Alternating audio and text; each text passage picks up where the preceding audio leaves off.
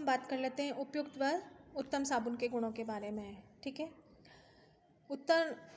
अच्छे व उत्तम किस्म के साबुन के निम्नलिखित गुण होते हैं। उत्तम गुण वाले साबुन जल में शीघ्रता से घुलना, अधिक झाग उत्पन्न करते हैं। अधिक क्षार वाले साबुन के उपयोग से वस्त्र पीले पड़ जाते हैं। उत्तम गुण वाले साबुन से क्षार रेजिन की मात्रा नहीं होनी चाहिए। उत्तम में 37% जल होता है और 61 से 65% वसीय अम्ल होता है।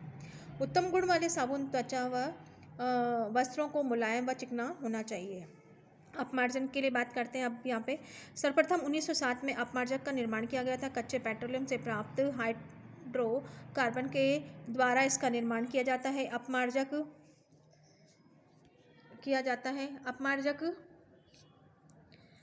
संश्लिष्ट कार्बनिक यौगिक है जो कुछ विशिष्ट प्रकार के रासायनिक पदार्थों को मिलकर विशेष विधि से बनाए जाते हैं। इसमें आर्द्रता का गुण, परिक्षेपण गुण, पायसीकरण का गुण भी ज़्यादा विद्यमान रहता है। डिटर्जेंट की गुणवत्ता के आधार पर इन्हें 3 श्रेणियों में बांटा जा सकता है। प्रथम श्रेणी के डिटर्जेंट अपमार्जक होते हैं जो शोधक क्षमता और स्वच्छ गुण उत्तम होते हैं, परंतु ये महंगे होते हैं। द्वितीय श्रेणी के अपमार्जक वे होते हैं जो मिलावट तो नहीं की जाती लेकिन इसमें शोधक क्षमता अच्छी होती है।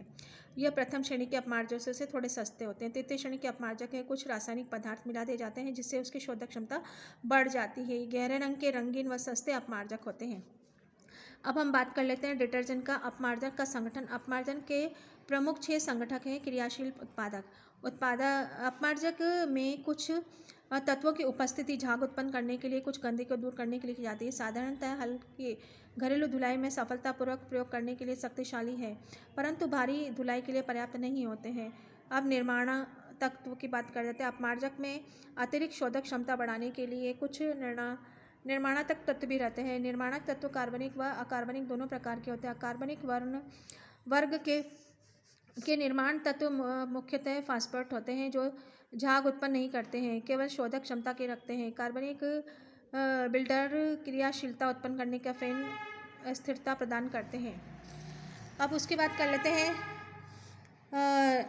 निक्षेपण प्रतीकात्मक तत्व। अपमार्जकों का निक्षेपण प्रतीकात्मक तत्व भी होते हैं। इसके कार्य गंदगी के कारण को वस्त्र से पृथक कर देते ये पुनः उससे न चिपक जाए, इसके लिए अपमार्जक के लिए प्रति निक्षेपण प्रतिकारक भी होते हैं। वस्त्र से अलग हुए गंदगी के कारण इसमें प्रतिरोध का सामना नहीं कर पाते और तरल के निलंबित हो जाते हैं और जल के साथ बह जाते हैं। सोडियम सिलिकेट प्राय धुलाई के कार्य से संबंधित पात्र, मशीन तथा पाटपुर्जे एल्यूमिनियम से बने होते हैं। एल्यूमिनियम धातु से वॉशिंग मशीन में एजिटेट फैन या वाश बेसिन बने होते हैं। इन पर किसी प्रकार के क्षति प्रकार के न पड़े, इसके लिए अपमार्जक में सोडियम सिलिकेट को भी बनाते समय मिलाया जाता है, इसीलिए अपमार्जकों में सोडियम सिलिकेट महत्वपूर्ण होता है। उज्ज्वल कार्यबल व प्रकाशीय विरंजक धोने के बाद वस्त्रों को उज्ज्वल लाने के लिए अपमार्जक की व्यवस्था की गई। अपमार्जक के प्रयोग के बाद अलग से किसी अन्य विरंजक के प्रयोग की आवश्यकता नहीं होती है। जल विरोधी तत्व धातु की और हाथ के त्वचा की सुरक्षा के लिए अपमार्जक में रक्षात्मक या जंग विरोधी तत्व मिलाए जाते हैं। सुगंध कई बार अपमार्जक को खुशबूदार बनाने के लिए सुगंधित तत्व मिलाए जाते हैं। डिटर्जेंट की प्रक्रिया अपमार्जक को ठंडे, गर्म, कठोर, मृदु सभी प्रकार के जल में घोला जा सकता है। अत्यधिक आर्द्र व क्षमता होने के कारण जल में शीघ्र ही घुल जाते हैं। ये जल की सतही दबाव अथवा वस्त्र की प्रतिरोधक क्षमता कम हो जाती है, जिससे ये जल के साथ मिलकर वस्त्रों के रेशों के भीतर तक पहुंच जाते हैं। पूर्णतः वस्त्र की गंदगी को साफ कर उज्ज्वल प्रदान करते हैं। अब उत्तम डिटर्जेंट के गुण क्या होते हैं। उत्तम गुणवत्ता वाले अपमार्जक क्षार रहित होते हैं। ठंडे, गर्म, कठोर जल समान क्रियाशील रहते हैं। अधिक आर्द्र क्षमता वाले होते हैं। मशीन पुर्जे हाथ की सुरक्षा प्रदान करते हैं। ये वस्त्रों को हानि नहीं पहुंचाते। जल व सतही तनाव को वस्त्र की प्रतिरोधक क्षमता भी कम कर धुलाई शीघ्रता से कर लेते हैं। वसा के उत्तम पारदर्शीकरण होता है। सफ़ेद व रंगीन कपड़ों की सफाई प्रभावशाली ढंग से करते हैं। श्रम, समय, धन की बचत होती है। अपमार्जक से वस्त्रों पर गंदगी दोबारा नहीं चढ़ती है। कण जल में विलंबित हो जाते हैं, बह जाते हैं। ठीक है, अब हम बात कर लेते हैं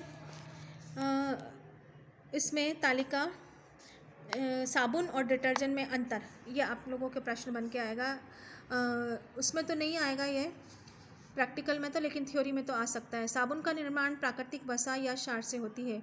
डिटर्जेंट का निर्माण रसायनों व पेट्रोलियम पदार्थ से होता है।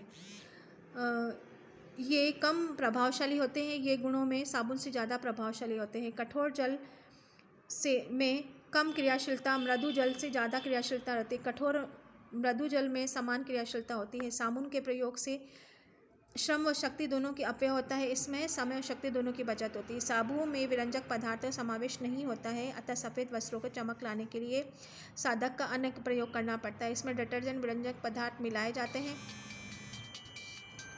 जाते हैं और अन्य साधनों का उपयोग नहीं किया जाता।